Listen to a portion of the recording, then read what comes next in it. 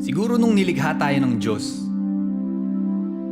pagkatapos siyang itulad sa kanyang imahe ang ating mga kaluluwa, pagkatapos siyang bigyang kapangyarihan ang ating mga paa, inukit niya ang kanyang pag-ibig sa ilalim ng talukap ng ating mga mata. Kung kaya't sa oras ng lungkot at sa mga oras ng saya, kusang yumuyuko ang ating takip mata. Na para bang nagsasabing, teka lang, bago mo bulagin ang sarili mo sa dilim ng puot o liwanag ng kaligayahan, ng kasalukuyan mong kalagayan, tandaan mo sa lilim ng aking pag-ibig.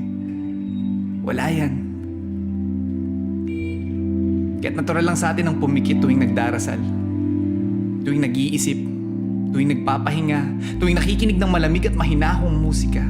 Naalala ko, sa tuwing umaakit ako ng bundok, kahit naabot ko na ang tuktok, napapaligiran na ako ng mga tanawin kahit gaano pa karikit, pinipili pa rin ng mga mata ko ang pumikit, ang magtago sa likod ng tabing kung saan siguro inukit ng Diyos ang kawalang hanggan, na pilit hinahanap ng ating kaluluwa sa mga pasilyo ng ating katawan.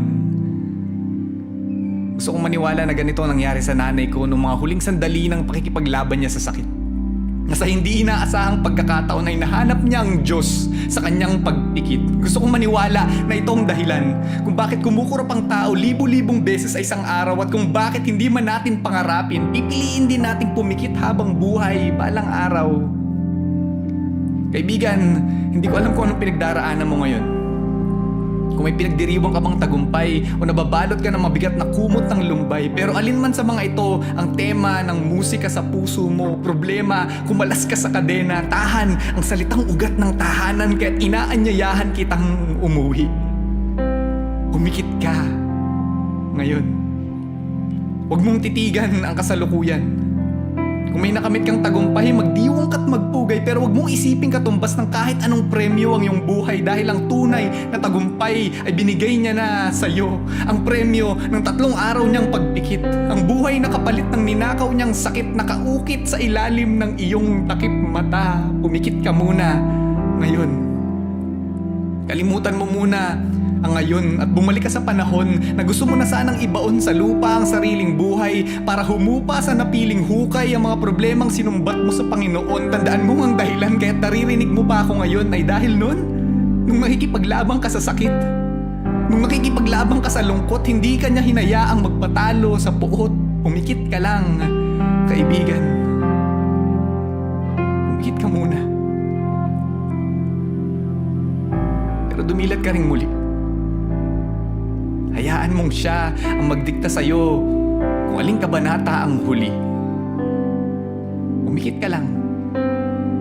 Dahil minsan, kailangan mo lang magpahinga. Para kinabukasan makita mo ang mundo gamit ang bagong mga mata.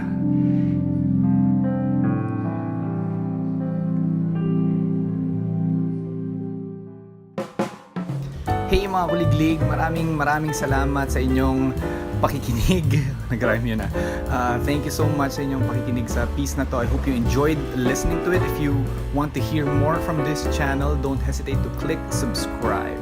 Hit the links on the left if you want to watch my old videos. Once again, this is Brian B. I'll see you guys around.